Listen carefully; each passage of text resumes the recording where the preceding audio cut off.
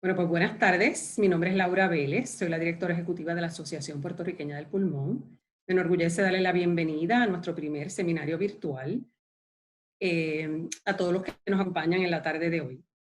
La pandemia del COVID-19 nos ha impuesto muchas restricciones. Sin embargo, nos ha traído también nuevas oportunidades y formas diferentes de manejar nuestra salud, facilitándonosla. La Asociación Puertorriqueña del Pulmón, como parte de la Alianza Los Pacientes Primero, ha desarrollado el programa Aspira Telesalud, cuyo propósito es educar sobre los beneficios de la utilización de la telesalud para mantener nuestras condiciones en control y ayudar a los pacientes a navegar por este proceso. Como parte de este programa educativo, nos acompaña la tarde de hoy la licenciada Cedidet Ortiz Martínez, quien tiene más de 10 años de experiencia en la práctica legal y en el manejo de reclamos de responsabilidad profesional, derechos de salud, entre otros. La licenciada Ortiz Martínez nos va a ayudar a entender la telesalud, las leyes que la respaldan y la protección de la información de cada usuario. Agradecemos su apoyo, licenciada. Le damos la bienvenida a la Asociación Puertorriqueña del Pulmón y a nuestro programa y la dejamos con la audiencia. Gracias. Gracias a ustedes por la invitación y muy buenas tardes a todos. Estoy encantada de estar aquí con todos ustedes. Como parte de esta actividad se me ha solicitado ofrecer una conferencia que la voy a subir en un momentito aquí voy a compartir la pantalla para que todos la puedan ver. Me dicen si la pueden ver. Sí. Ok, perfecto. Pues se me ha solicitado discutir con ustedes y yo pues muy gustosamente lo hago, esta conferencia que hemos titulado Cómo acceder a la telesalud y guías de privacidad de la información de salud. Quiero exhortar a todos los participantes a que a través del chat pueden dejar sus preguntas, ¿verdad? O sus comentarios si tienen alguna duda a través de la conferencia y al final de la misma pues las leemos y las contestamos en la medida, ¿verdad?, que nos sea posible. Vamos a comenzar con la información. Quiero comenzar la charla, ¿verdad? Hablando de esta idea que todos teníamos cuando éramos pequeños y veíamos, por ejemplo, muñequitos como los Jetsons, si alguno de ustedes en la audiencia los recuerdan, y pensábamos lo lejos que estaba el futuro que se nos proyectaba a través de la televisión, ¿verdad? Pero pues por cosas de la vida ya no es ese futuro tan lejano, sino que nos ha tocado vivirlo ahora mismo en el presente. Y por eso quiero comenzar trayéndoles a ustedes la realidad de que eso que veíamos como un futuro muy lejano o distante, que iba a ser el trabajo desde la casa, con un jefe que se comunicaba con nosotros virtualmente a través de una computadora, tomar clases en línea para los estudiantes o la misma telemedicina, ¿verdad? Pues ya eso no es un futuro lejano ni distante, esa es nuestra realidad día a día y la estamos viviendo. Así es que pues quería, ¿verdad?, empezar la conferencia haciendo esa nota que el futuro ya llegó. Ahora mismo estamos tomando clases en línea, tomando este seminario en línea, esta conferencia, trabajando a remoto, ¿verdad? Y parte de eso es la telesalud. Pero vamos a comenzar definiendo qué es telesalud. El Departamento de Salud y Servicios Humanos de los Estados Unidos, que por sus siglas en inglés le dicen el HHS o el HHS, pero es el Departamento de Salud de los Estados Unidos, define la telesalud como el uso de información electrónica y de tecnología de telecomunicaciones para promover el cuidado de salud a larga distancia. ¿Qué tecnologías incluyen? Bueno, pues la telesalud incluye tecnologías como videoconferencia, el uso del Internet o la comunicación wireless.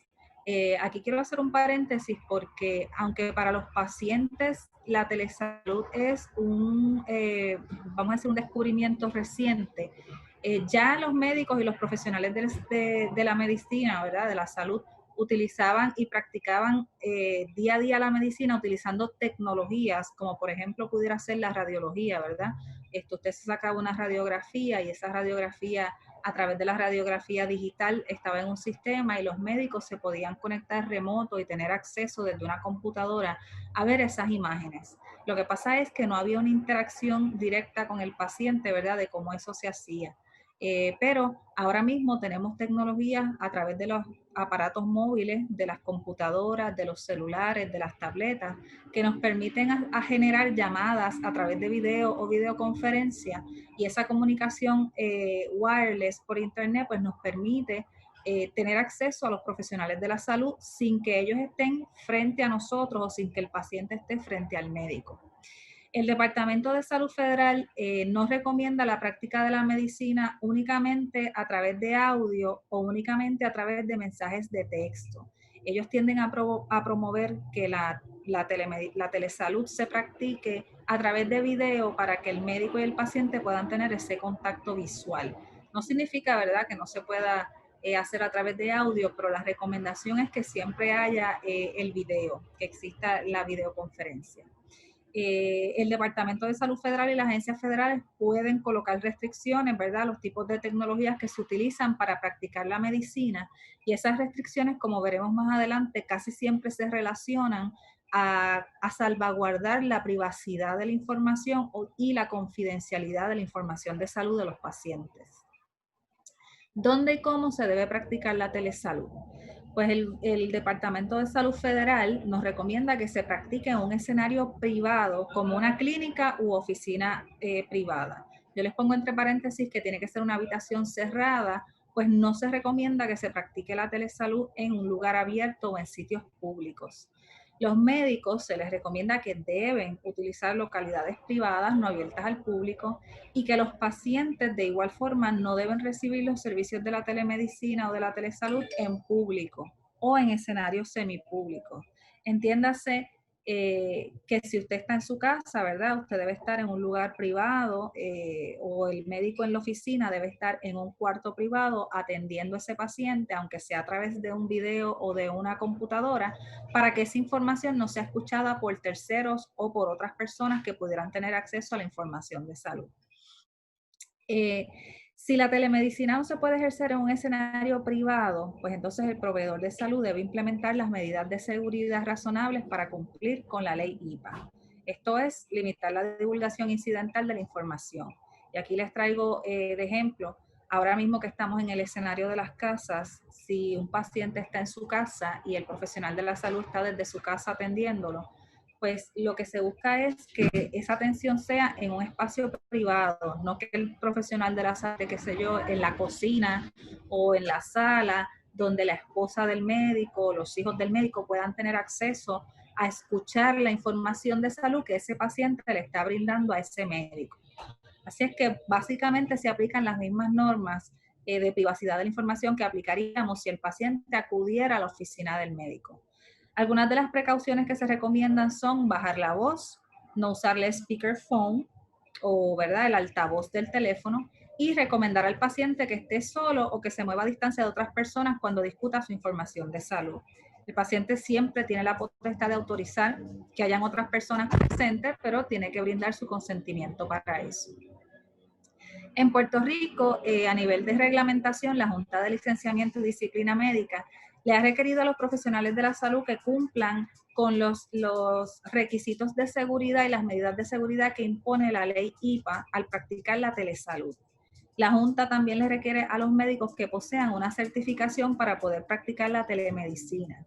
Sin embargo, durante la emergencia del COVID-19, se liberalizaron un poco las restricciones, ¿verdad?, y las normas que regulan la práctica de la telesalud, y ya no es necesario poseer dicha certificación para los profesionales de salud. ¿Por qué? Porque las autoridades, ¿verdad?, tanto locales como federales, lo que quieren es que las personas se traten, ¿verdad?, acudan al médico y contacten a su médico, y promover la telesalud para que se contacte a su médico y a los profesionales de salud para que atiendan sus condiciones de salud y no queden desatendidos. Déjame ver si puedo. Ahí. Okay. En la próxima slide vamos a hablar sobre la resolución conjunta RC 19-2020-32 que aprobó la gobernadora en conjunto con la legislatura en Puerto Rico. Esa resolución permite a todo médico que esté debidamente autorizado a ejercer la práctica de la medicina en Puerto Rico atender pacientes mediante el uso de la telemedicina consultas médicas telefónicas o cualquier otro medio permitido durante la emergencia de la pandemia del COVID-19. De igual forma, la orden administrativa número 470 que emitió el Departamento de Salud y firmó el secretario de Salud, autoriza la práctica de la telemedicina hasta el 31 de diciembre del 2021 o hasta que el gobierno de Puerto Rico decrete un cese de la emergencia del COVID. Volvemos a lo que estábamos hablando anteriormente. La telesalud ya existía y se practicaba, pero tenía más regulaciones y más restricciones. A raíz de la emergencia del COVID-19 se ha liberalizado un poco estas restricciones y se ha ampliado la práctica de la telesalud para que llegue y sea de mayor acceso a los pacientes, con tecnologías que estén al alcance de los pacientes. Mientras esté vigente la resolución 19-2020 y mientras esté vigente el estado de emergencia por la pandemia del COVID, los médicos en Puerto Rico están autorizados a atender a sus pacientes utilizando la telesalud. Y el propósito, como les dije anteriormente, es promover la atención y el cuidado de salud de los pacientes y que el miedo que ellos tengan, ¿verdad?, de no salir y practicar el distanciamiento social para no contagiarse, no sea un impedimento para que ellos reciban atención médica u otras condiciones de salud. Bien, a nivel federal, igualmente como les expliqué, el gobierno federal está promoviendo que se utilice la telesalud, ¿verdad?, entre médicos y pacientes. La Oficina de Derechos Civiles del Departamento de Salud de los Estados Unidos es la oficina que es responsable para hacer cumplir las normas de la ley HIPAA y la ley HITECH para proteger la privacidad y la seguridad de la información de salud. La ley HITECH, para aquellos que no la conocen, es la ley que vela por la privacidad de la información en el récord médico electrónico. Es la privacidad de la información en medios electrónicos. Anteriormente se almacenaba la información, ¿verdad?, en papel. La data se almacenaba en papeles, en expedientes médicos.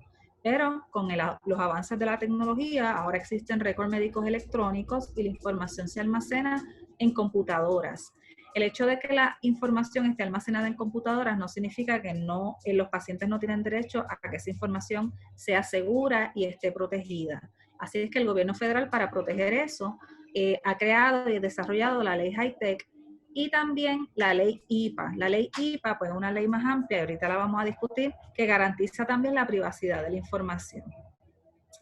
Durante la emergencia nacional del COVID-19, el gobierno federal le aclaró a los proveedores de atención médica que ellos siguen cubiertos bajo la ley HIPAA, pero que ellos pueden comunicarse con los pacientes y ofrecerles los servicios de telemedicina a través de tecnologías de comunicación remota, aunque algunas de estas tecnologías no cumplan con los requisitos de la ley HIPAA.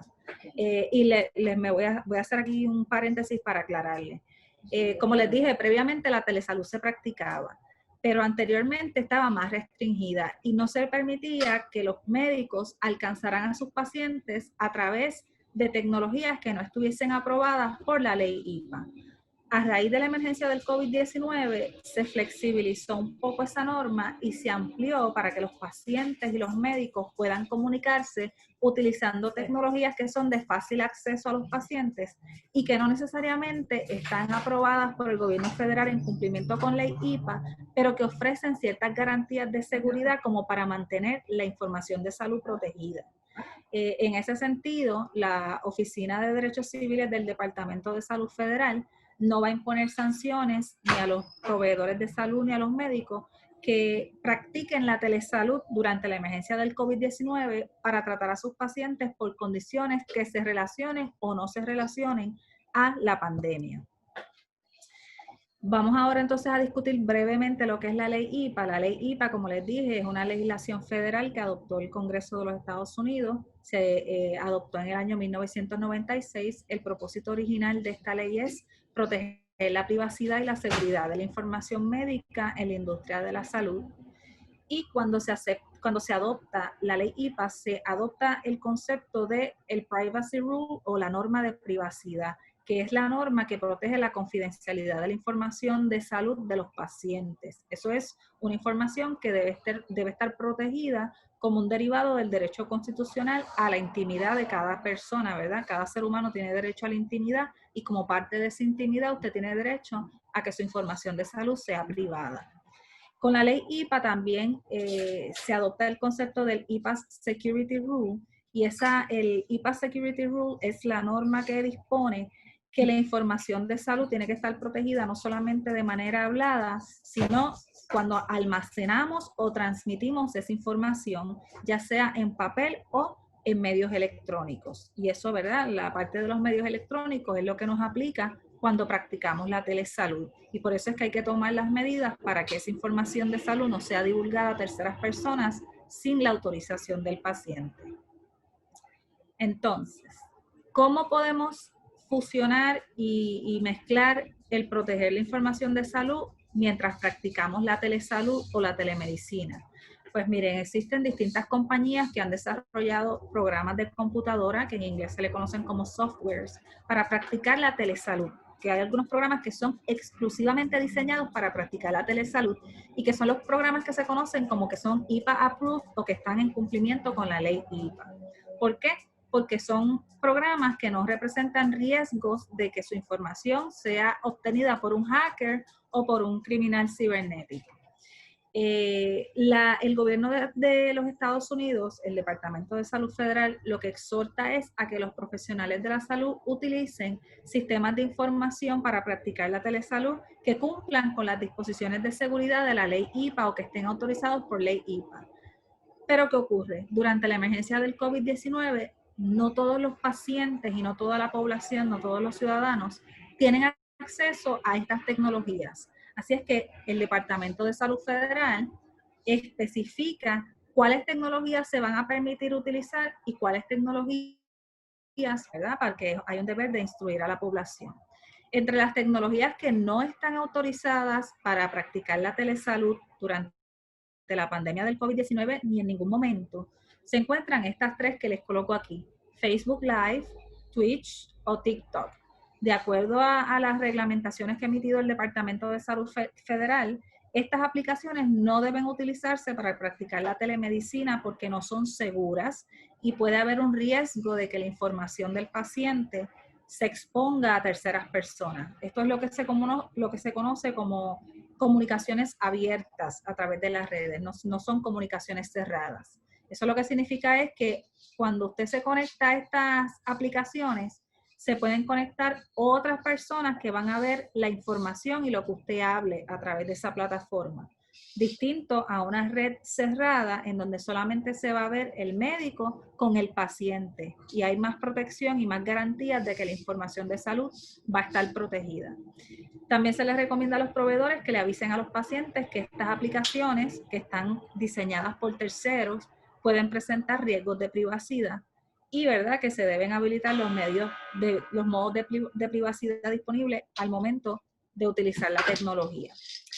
¿Cuáles son las tecnologías que están autorizadas para practicar la telesalud durante el COVID-19? Pues según el gobierno federal, se autoriza a que se utilicen aplicaciones accesibles y populares a los pacientes que permiten lo que se llaman las videollamadas o los videochats para ejercer la telemedicina, tales como FaceTime de Apple, videochat de Facebook Messenger, video de Hangouts de Google, la aplicación Zoom, que ha sido muy popular en esta época, Skype o videochat por WhatsApp. Como les expliqué anteriormente, estas aplicaciones previamente no estaban autorizadas por el gobierno federal para practicar la telesalud, pero a raíz de la pandemia del COVID-19 se amplió la norma y se permite que se utilicen estas aplicaciones para que los médicos y los pacientes se puedan comunicar y puedan atender sus condiciones de salud desde el hogar sin exponerse, ¿verdad?, a salir, ¿verdad?, manteniendo el distanciamiento social de una forma segura. Así es que esta lista de aplicaciones que antes no estaba contemplada se abre a un abanico de posibilidades porque son de fácil acceso a la población, de fácil acceso a los pacientes. Y según el gobierno federal se entiende que estas tecnologías, aunque no son tan restrictivas y tan seguras como las previamente aprobadas por el gobierno federal, todavía mantienen suficientes garantías de confiabilidad para que la información de salud del paciente no sea divulgada a terceras personas. El Departamento de Salud Federal no va a imponer sanciones a los proveedores de servicios de salud, a los médicos, que utilicen este tipo de tecnología para comunicarse con los pacientes. Y estas tecnologías se pueden utilizar para tratar al paciente por condiciones relacionadas al COVID-19 o por cualquier otra condición de salud que tenga el paciente. Condiciones preexistentes, ¿verdad? Porque el problema es que por no salir para no contagiarme del COVID, pues tenemos pacientes asustados que no se trataban sus condiciones de diabetes, cardíacos, hipertensión, asma, condiciones respiratorias, ¿verdad? Y se quiere promover que sí, que el médico y el paciente se comuniquen, pero a través del uso de estas tecnologías. Lo importante, ¿verdad?, que fue lo que les mencioné, es que la información de salud del paciente esté protegida aunque estemos utilizando medios electrónicos, que aunque estemos utilizando un celular, una tableta, una computadora, ese paciente sienta que su información está protegida porque es un derecho que tiene garantizado por la Constitución. Les traigo aquí unos ejemplos de consentimiento para una consulta por telemedicina, que si usted, ¿verdad?, se va a enfrentar a ella, aquellos profesionales de la salud que ya han adoptado políticas de privacidad de información le pudieran a usted advertir, ¿verdad? Se le puede decir que la presente consulta se realiza de conformidad con la autorización brindada por el Departamento de Salud de los Estados Unidos para atender a pacientes a través de la telesalud durante la pandemia. La consulta se va a realizar de buena fe dentro del medio de la emergencia por la pandemia del COVID, tomando las medidas de seguridad que tenemos disponibles al momento. Se le puede advertir también a usted, a los pacientes, ¿verdad?, que aunque se está utilizando una plataforma encriptada de comunicación autorizada por el Departamento de Salud de los Estados Unidos, se le advierte que esa aplicación es administrada por terceras personas y pudiera representar un riesgo de privacidad y seguridad de la información. Aquí me voy a detener un poco porque es para que ustedes entiendan que los profesionales de la salud, los médicos, pueden adquirir un programa, ellos pagar por un programa e instalarlo en su computadora y desde su oficina comunicarse con los pacientes con un grado de seguridad bien alto.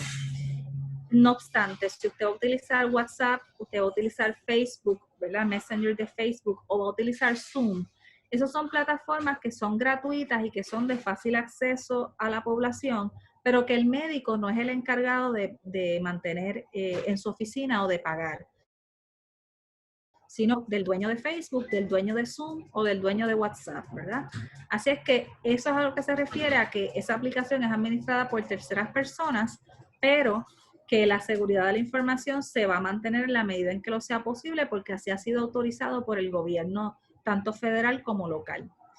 Se le advierte al paciente que se le autoriza estar presente durante la consulta únicamente al paciente y que del paciente interesar que haya un familiar o otra persona que lo acompañe en medio de la consulta, pues lo debe expresar así al médico o al proveedor de salud para brindar su consentimiento, ¿verdad? El proveedor de salud le va a decir, usted, ¿verdad?, esto es una consulta privada, pero si usted autoriza que esté su esposo, su hija, su hijo, pues nos los deja saber ¿verdad?, para saber que esa persona está ahí y proteger la confidencialidad de su información. Puede ser que se autorice o no se autorice la grabación de audio, de voz o de vídeo. En Puerto Rico, ¿verdad?, y en Estados Unidos también existe un derecho constitucional a la intimidad y en un escenario privado no se autorizan las grabaciones a menos que las personas autoricen a ser grabadas, ¿verdad? Por eso es que a veces cuando llamamos a los sitios, ¿verdad?, a tomar una orientación de algo o hacer alguna pregunta, nos dicen que esta llamada puede ser grabada por propósitos de calidad del servicio. Si en ese momento usted no quiere que lo graben, pues usted tiene el deber de enganchar el teléfono o enganchar la videoconferencia, ¿verdad? Pero como regla general, no se permite grabar a menos que haya una autorización expresa. Se le informa también a los pacientes que la teleconsulta se va a documentar en el expediente médico. Es una consulta igual, ¿verdad?, como si usted hubiese ido donde el médico a la oficina. Y de igual forma la consulta puede ser facturada al plan de salud o directamente al paciente si fuera, ¿verdad?, mediante un servicio privado. Así es que los pacientes deben saber que el médico, pues, aunque lo atienda electrónicamente, tiene derecho a cobrar esa consulta, a facturarla al plan médico. Y se supone, ¿verdad?, que se levanta una nota en el expediente sobre los hallazgos y lo que ocurrió durante esa consulta. Cualquier receta u orden de tratamiento como regla general, a través de la telesalud se notifica directo a la farmacia y el paciente va directo a la farmacia y la recoge. Eso, ¿verdad? Ya estábamos un poquito más adelantados en esa parte. Antes de la pandemia ya muchos médicos le preguntaban al paciente cuál era la farmacia de su predilección y notifican directamente por medio electrónico la receta directamente a la farmacia, que eso es uno de los avances también del récord médico electrónico. Y al final, pues que el paciente manifieste entender y brindar su consentimiento a que se realice la consulta por telesalud. Este documento el médico puede, ¿verdad? Estas advertencias se las puede leer, se las puede discutir a usted mediante la videollamada o se las puede notificar por mensaje de texto o por correo electrónico, como la política de privacidad de la oficina en cuanto a practicar la telesalud, ¿verdad? Les tengo aquí un resumen de básicamente cuáles son los puntos más importantes para los pacientes de lo que hemos discutido en la tarde de hoy. El punto número 1 es que tenemos que tener consciente que durante la emergencia del COVID se flexibilizaron las normas para practicar la telesalud, tanto en los Estados Unidos como en Puerto Rico, que tanto el gobierno federal como el gobierno local está promoviendo que los pacientes utilicen la telesalud para atender sus condiciones médicas, estén o no relacionadas al COVID-19, que los pacientes deben saber que tienen derecho a la privacidad y a la seguridad de su información médica durante una consulta de telesalud, y que para garantizar la privacidad y seguridad de la información de salud, el gobierno federal promueve el uso de ciertos tipos de tecnologías que son seguras y a su vez desautoriza el uso de otro tipo de tecnologías por no ser seguras y por poner a riesgo la protección de la privacidad de la información de salud. ¿Cuáles son las plataformas autorizadas? Pues las que se ampliaron durante la emergencia del COVID son las siguientes: FaceTime de Apple, VideoChat de Facebook Messenger, Video Hangouts de Google, Zoom, Skype y WhatsApp a través de VideoChat a través de WhatsApp. Todas estas redes son redes, ¿verdad? Apps, aplicaciones, plataformas que son administradas por terceros, no necesariamente por el proveedor de la salud, pero que el gobierno federal ha entendido en su discreción, el Departamento de Salud Federal, que pueden garantizar la seguridad de la información. ¿Cuáles no están permitidas? Las que son plataformas abiertas donde una gama de personas, un público en general, puede accesar o acceder la información de salud de ese paciente. Así es que, nada, yo termino la charla exhortándolos a que no dejen de tratar sus condiciones de salud durante la pandemia del COVID. No tenga miedo de comunicarse con su médico. La mayoría de los médicos han estado tratando, ¿verdad?, de brindar el tratamiento a sus pacientes desde las oficinas. Muchos, por ejemplo, para tener un ejemplo, el proveedor de salud de mi mamá está atendiendo a los pacientes a través de WhatsApp, ya sea mediante audio o mediante audio y video. La telesalud, como les dije al inicio de la conferencia, llegó para quedarse y es una realidad que está a nuestro alcance. Ya no se habla de un futuro lejano, sino que el futuro que veíamos con los Jetson, ¿verdad?, sobre comunicarnos a través de una videollamada, pues se nos ha convertido en una realidad. Así que los exhortamos, ¿verdad?, a que se comuniquen con sus proveedores de salud y que ellos les orienten sobre cómo pueden recibir los servicios de telemedicina o de teleconsulta desde su hogar, ¿verdad? Y eso para los pacientes que tienen problemas de transportación, pues es también un avance para darle el acceso a su cuidado de salud. Yo termino por ahora mi conferencia y abro el espacio para las preguntas. Si tienen alguna pregunta para mí, estamos en la disposición.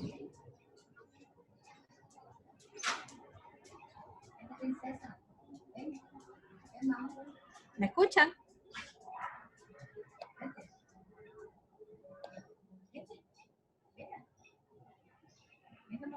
Hello.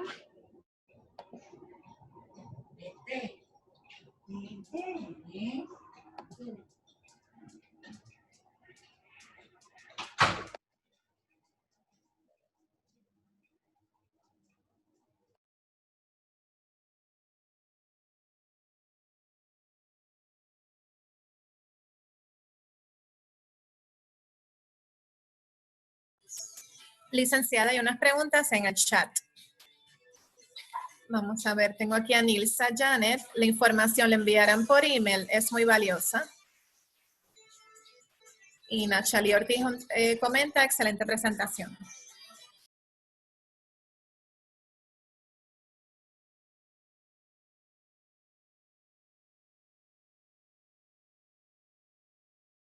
Ahora sí. Sí, yo no tengo problemas. En confianza, el propósito es que ustedes tengan la información, así es que yo creo que la forma más fácil de hacérselas llegar es mediante correo electrónico. Si hacen llegar, yo creo que el correo electrónico, no sé cómo lo coordinen a través de la asociación, se le puede hacer llegar la conferencia a los pacientes. Estoy tratando de accesar el chat. Aquí está. Para ver las preguntas. El uso de las llamadas telefónicas, solo voz, solamente también cae bajo el término telesalud. Sí, se cae bajo el término de telesalud el uso de una llamada telefónica solo mediante la voz. Aunque el gobierno federal recomienda que se haya la parte del video, y obviamente, ¿verdad? Yo siempre digo que tenemos que imaginarnos la realidad mediante ejemplos para poderla palpar.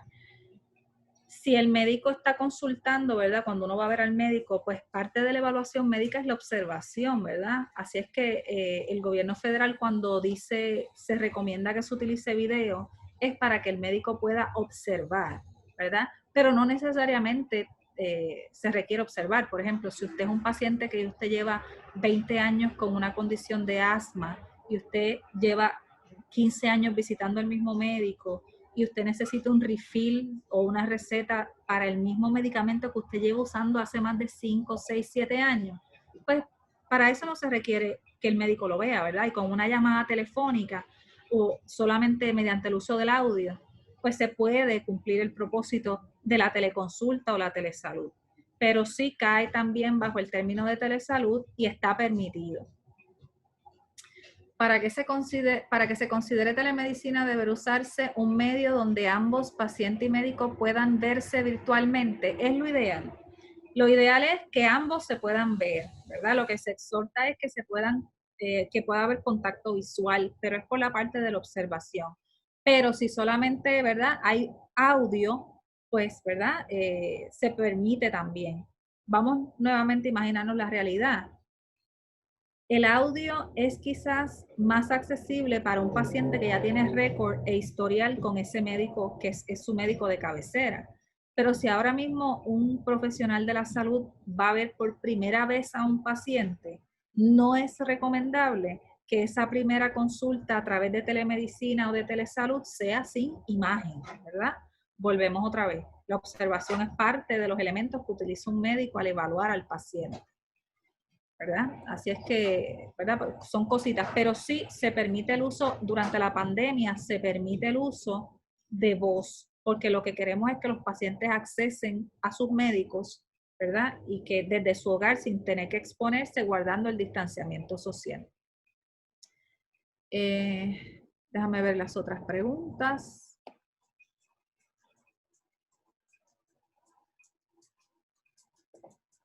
Si se va a enviar por email, ya contestamos que sí. Está bien, yo creo que básicamente, Joana, hemos contestado las preguntas. Si tienen alguna otra, estamos a la orden. Se puede enviar la conferencia para que tengan una idea de la información que aparece en la conferencia. Vamos a decir, un resumen de las reglamentaciones que emitió el gobierno federal, el Departamento de Salud Federal y el gobierno de Puerto Rico cuando comenzó el asunto de la pandemia. Antes de la pandemia, para practicar la telesalud, era necesario obtener unas certificaciones que emitía la Junta de Licenciamiento y era necesario utilizar unos programas aprobados por el gobierno federal que eran, ¿verdad?, IPA-Proof o IPA-Compliance, ¿verdad?, autorizados por ley IPA.